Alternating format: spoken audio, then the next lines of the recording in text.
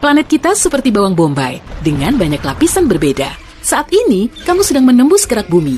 Ini seperti cangkang telur rebus, tipis dan keras, dan juga kurang dari 1% ukuran bumi.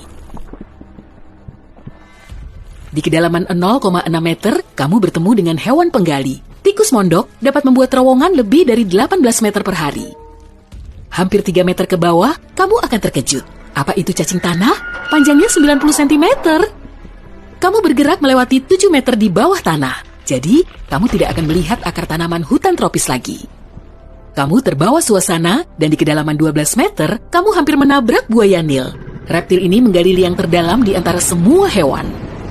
Kamu melihat pertanian perkotaan bawah tanah, 33 meter di bawah permukaan, mereka menanam sayuran dan tanaman herba di sana. Di kedalaman 122 meter, kamu masih menemukan akar pohon, tapi itu akar terdalam yang diketahui. Akar itu milik pohon ara liar yang tumbuh di Afrika Selatan. Hampir 155 meter di bawah tanah, kamu akan menemukan kamar hotel. Itu salah silver mine, hotel terdalam di dunia yang dibangun di bekas tambang perak. Di kedalaman 286 meter, kamu melihat terowongan jalan raya. Itulah terowongan Eiksund di Norwegia dan melintas di bawah laut. Saat berada hampir 396 meter di bawah permukaan, kamu mencapai dasar sumur air. Sumur Woodington di Inggris adalah sumur tradisional terdalam di dunia. Itu dibangun untuk menyediakan air bagi rumah sosial. Di kedalaman 1006 meter, tekanannya mencapai 330 atmosfer. Itu seperti 4 gajah bertumpuk di kepalamu atau 2 panda yang menyeimbangkan diri di ibu jarimu. Kamu melihat cacing kecil hidup di tambang emas saat kamu berada lebih dari 1220 meter di bawah tanah. Pada tahun 2020 ini, konser terdalam di dunia berlangsung di kedalaman 1890 meter. The Soft Bottom Boys tampil di tambang Fales Creighton di Kanada. Kamu bergerak lebih dalam dan melihat tambang emas Homestake hampir 1520 meter di bawah permukaan. Sebelum ditutup pada tahun 2002, dahulu ini adalah tambang emas terdalam dan terbesar di Amerika Utara. Pada tahun 1965, ilmuwan berhasil mendeteksi dan menghitung partikel subatom kecil dari matahari. Itu terjadi di laboratorium yang ada di dalam tambang. Sedikit saja lebih dalam, suhunya menjadi sangat dingin. Itu ibun abadi, lapisan tanah beku permanen yang tebal dan tidak menghangat, bahkan di musim panas. Ini sebagian besar terjadi di daerah kutub. Yang paling tebal ada di Siberia Utara. Sekitar 1980 meter di bawah permukaan, kamu masih bertemu dengan beberapa makhluk hidup. Itu adalah springtail, serangga kecil tanpa mata, yang hidup di gua Krubera yang sangat dalam di negara Georgia. Di kedalaman hampir 2190 meter, kamu mencapai dasar gua Voronya di Georgia. Itulah gua terdalam di dunia yang telah diketahui. Jika pernah berada di tambang Creighton di Kanada pada bulan Mei 2005, kamu pasti pernah mendengar siaran radio yang paling dalam. Itu terjadi di kedalaman hampir 152 meter, lebih dalam daripada gua Voronya. Lift poros tunggal terdalam di planet ini mencapai 3110 meter di bawah tanah. Hewan multiseluler terdalam yang telah diketahui hidup di kedalaman 3600 meter di tambang Tautona di Afrika Selatan. Itu adalah cacing kecil, tapi sangat kuat dan dapat mengatasi suhu ekstrem dan dehidrasi.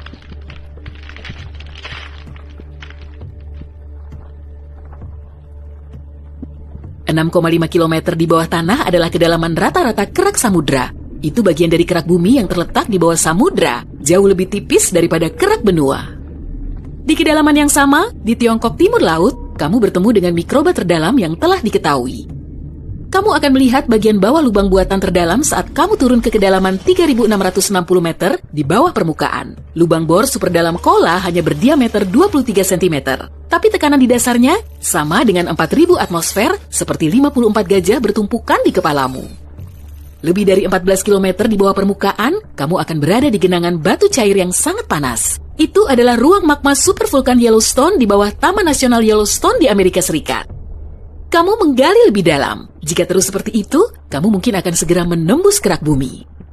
Kerak samudra biasanya memiliki lebar 5-10 km, sedangkan kerak benua bisa mencapai 45 km di beberapa tempat. Tapi meski kerak samudra lebih tipis, ia jauh lebih padat. Itu sebabnya ia mengapung lebih rendah di mantel daripada di kerak benua. Bagian paling tebal dari kerak bumi terletak di bawah pegunungan. Akar gunung tidak sepadat pegunungan itu sendiri. Jika kamu meletakkan bahan pembuatnya di atas air, itu akan mengapung seperti gunung es.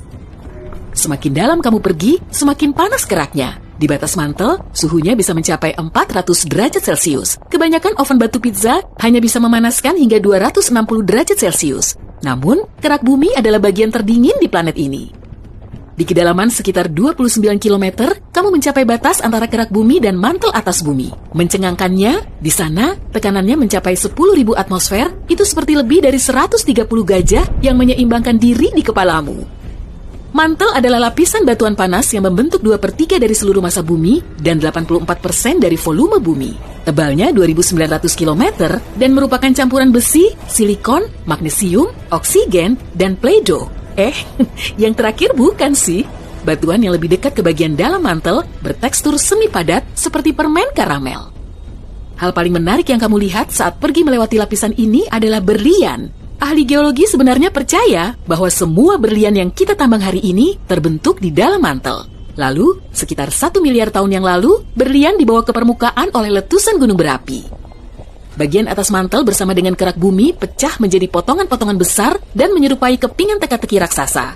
Potongan-potongan ini, yang dikenal sebagai lempeng tektonik, bergeser dengan kecepatan 2,5 cm hingga 5 cm per tahun. Saat bergerak melewati mantel atas, kamu merasakan suhu mulai naik, dari 480 derajat Celcius hingga 870 derajat Celcius. Semakin dalam kamu pergi, semakin banyak keringatmu. Di dekat batas inti, suhunya sudah lebih dari 3.870 derajat Celcius. Tekanan mantel yang lebih rendah mencapai 240.000 atmosfer. Itu seperti 3.280 gajah yang membentuk menara di kepalamu.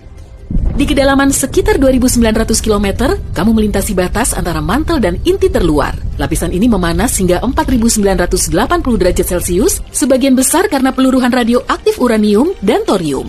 Suhu seperti itu cukup tinggi untuk menjaga inti luar tetap cair. Meski tekanannya hampir 2 juta atmosfer, itu tetap belum cukup kuat untuk membuat besi menjadi padat kembali.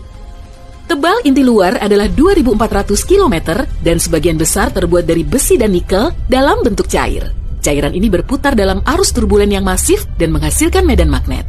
Radiasinya sampai keluar angkasa sejauh 1,3 juta kilometer dan melindungi planet kita dari angin matahari. Di inti terluar, medan magnet bumi 50 kali lebih kuat daripada di permukaan. Kamu berada lebih dari 4.830 km di bawah tanah sekarang. Selamat, kamu telah mencapai pusat planet kita. Inti dalamnya, itu berupa bola logam padat berdiameter 2.400 km. Itu sekitar 3/4 diameter bulan. Inti dalam sangatlah padat dan berputar lebih cepat daripada bagian lain dari planet ini. Di sana, hampir sama panasnya seperti di permukaan matahari. Menurut ilmuwan, 99% dari semua emas dan platina bumi dapat ditemukan di inti dalam. Pembentukan inti dalam membutuhkan waktu sekitar 500 juta tahun. Itu artinya lebih mudah dari beberapa bagian kerak. Ada juga teori bahwa mungkin inti dalam punya inti. Jika ada, hampir seluruhnya akan terdiri dari besi. Sekarang, bagaimana cara kamu bisa keluar dari sana? Aku tidak tahu. Sampai jumpa lagi.